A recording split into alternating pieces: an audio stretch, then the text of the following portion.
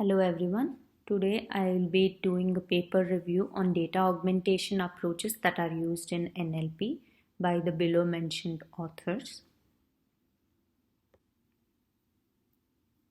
What is data augmentation? Data augmentation by definition are the methods of increasing training data diversity without directly collecting more data. In simple terms, whatever existing training data we have, we can make use of the same in order to create new training data rather than collecting newer data.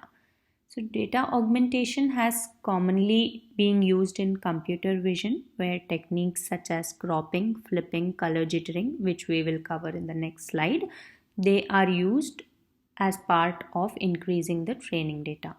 Data augmentation techniques in natural language processing is still unexplored.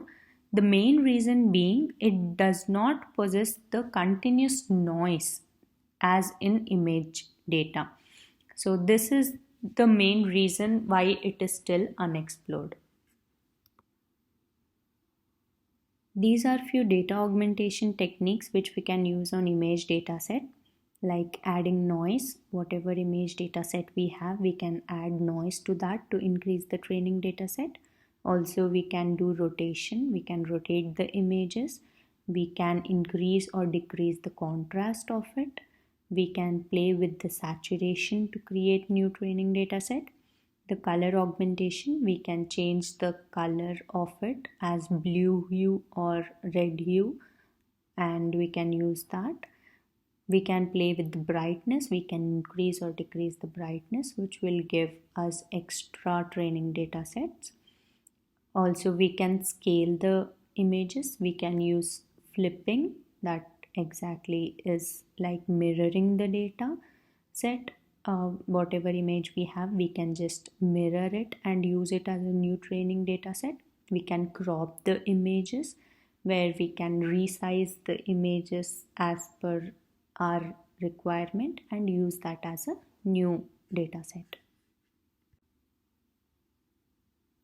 This diagram shows the basic principle of how new training dataset is created. Whenever we have a dataset, we usually divide it into training dataset as well as testing dataset. So data augmentation is performed only on the training dataset, and a new training dataset is obtained after the data augmentation is performed. Here we can use both the new training dataset as well as the original dataset to train the model. Whenever we use data augmentation on NLP, two important things that it should achieve is it should be easy to implement. Also, it should improve the model performance. So how can this be achieved? There are two major techniques. One is rule-based manipulation, or in other words, rule-based techniques. They are pretty straightforward to implement based on the rules, but they compromise on the performance. And there is another thing called as complicated generative approach, or in simple terms, model-based techniques. So these are challenging to implement, but once implemented, they provide better performance than the rule-based techniques. One important thing that should be kept in mind is the new training data set which is achieved, it should neither be too similar to that of the original data, and it should not be too different from that of the original data in order to avoid overfitting. Let us discuss few rule-based techniques that we can use. One is feature-space data augmentation. So this is applied to the model's feature space rather than the original data. The second one is easy data augmentation, which we will cover in the following slide with examples. The third one is dependency tree morphing. Dependency tree morphing works like if we have a parent tree, then the children nodes, they can be swapped or deleted. So whenever they are swapped or deleted, we get a new training data set. Let us discuss about easy data augmentation. It consists of many operations. One such operation is synonym replacement. Let us take this example of this sentence. This article will focus on summarizing data augmentation techniques in NLP. The two keywords article and techniques are replaced by its synonyms write up and methods. The first sentence becomes our original data and the second sentence becomes our augmented data. Similarly, we have random insertion. As we can see here, the synonyms of article and techniques are randomly inserted in the sentence. This gives us a new augmented data. Random swap. The two keywords article and techniques are swapped from one another. This gives a new data as well. Random deletion occurs where we get rid of one keyword or a word from the existing sentence. Next is shuffle sentences transforms. Whatever sentence we have, suppose we have sentence 1, 2, 4, 4, 5, 5, we can shuffle these in order to get a new data. Exclude duplicate transform. Suppose we have repeated sentences such as sentence 4 is repeated and sentence 5 is repeated in our training data set. We can get rid of those and have a new augmented data.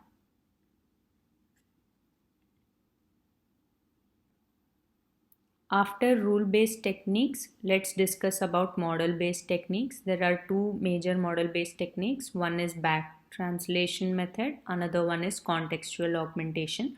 We will talk about back translation method in the following slide. Let us talk about contextual augmentation. So this uses a prediction model to replace few words based on context. Suppose here we have the performance are fantastic, the films are fantastic, movies are fantastic, stories are fantastic. So depending upon the context, the prediction model will generate another augmented data that the actors are fantastic. This will become our augmented data. Let us discuss about back translation method.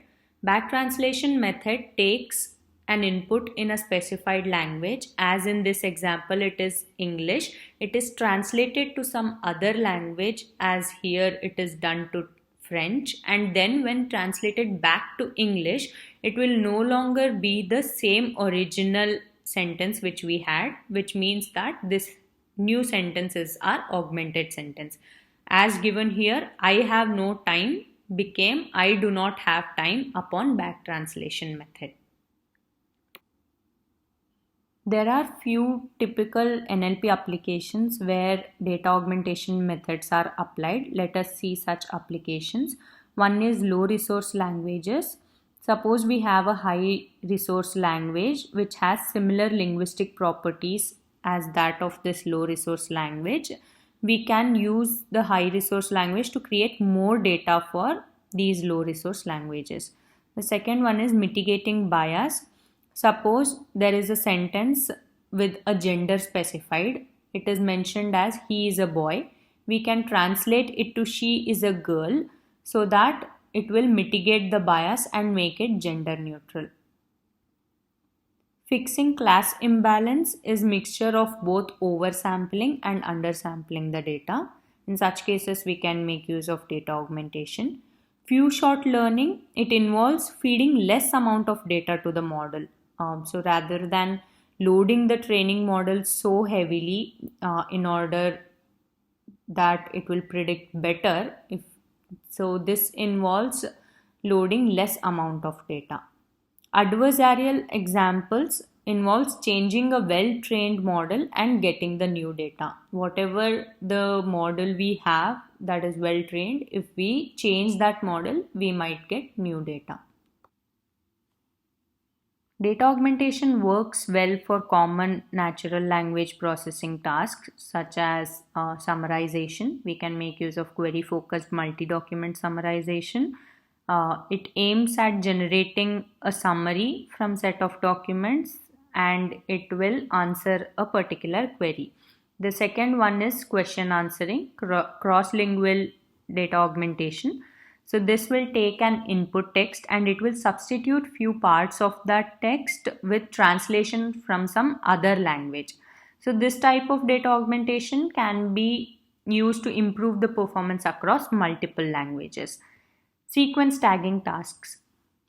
We can make use of DAGA here, that is data augmentation with generation approach. It takes the tags and words, it linearizes them, and then it delinearizes them to get a new set of data. The next one is parsing tasks. We can use data recombination for that. As we can see here in the example, in the original example, it is mentioned as what are the major cities in Utah and what states border Maine. So we will induce some grammar here, and then it will recombine the two examples, and it will give as what are the major cities in, and then state border Maine, as well as it will replace it with Utah. Similarly, for the next one, it will states border Maine and then the Utah. This will be our recombinant examples. Grammatical error correction is one such example where the suppose we have a text, we can go to the revision history and we can check the German edit from Wikipedia, suppose. So whenever we check that and whenever we come across any grammatical corrections, we can make that using the revision history, and this will lead to a new augmented data. The next one is neural machine translation. The first one is switch out. It takes a vocabulary dictionary and it replaces random words in both target as well as source sentences. The second one is soft contextual data augmentation, where it will randomly choose the words and it will softly change using the vocabulary dictionary. So basically, it will not change the meaning of the particular sentence. The next one is data diversification. It will take the original training data set and it merges the data obtained from many other models, that is forward or backward models, and it will take data from many such models and it will merge them in order to get a new augmented data. The last one is data to text. We can make use of natural language generation here, also called as NLG. It corresponds to human readable text by computer. There are many challenges that occur while using data augmentation in natural language processing. So the first point mentions as there is not much research and theoretical explanation like why data augmentation exactly works for natural language processing. So whenever there might be a difficult scenario where you have to understand theory behind it, you might find it challenging to find the proper theoretical reasoning as to why it is working or not working. The second point is there are already many training data sets available that work brilliantly on many models. So on such models, there is no point of trying out data augmentation. Then we have working in specialized domains. Now, data augmentation is widely used in computer vision domain. So developers, they might use the same logic that was applied for computer vision in NLP and it might not work. So that becomes a challenge. Also, the low resource languages, as we mentioned earlier, suppose we have a low resource language that does not have any language which is linguistically similar, there we cannot use data augmentation. More vision inspired techniques. This is again that the developers might try to use the same techniques they had used for computer vision, and it might not work well with this particular domain, that is natural language processing. The last one is offline versus online data augmentation. This is a major challenge, like we had discussed for back translation. So, building data pipelines might be a difficult task for such back translation training data. Also, so people are coming up with offline storing of data of this other language so that it can perform data augmentation quickly. This is basically a simple collab that I found, where it just gives us how exactly a sentence is converted using data augmentation. So it will just take out few words, replace few words, swap few words, as we had discussed earlier. So this is about data augmentation techniques. We have discussed about what data augmentation is, what are the different types of NLP applications where data augmentation can be used, also the data augmentation methods that can be used in NLP tasks, and the challenges that are faced by the same. So, one crucial point that has to be kept in mind is there should not be any incorrect use of data augmentation in NLP that might result in any kind of overfitting of the model. Rest, it is a very good technique and we can use it in natural language processing. This concludes the review of the paper. Thank you, everyone.